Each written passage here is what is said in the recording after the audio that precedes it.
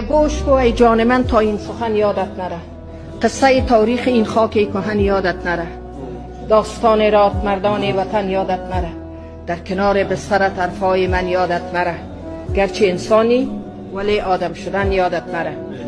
قیمتی از هر طرف دیده درایی میکنه، دلار و کلدار هم قدرت نمایی میکند، زندگی هم با غریبان بی وفایی میکند، هر کجا پا میگذاری زن گدایی میکند، کودک تشنه لب آن بیوزن یادت نره.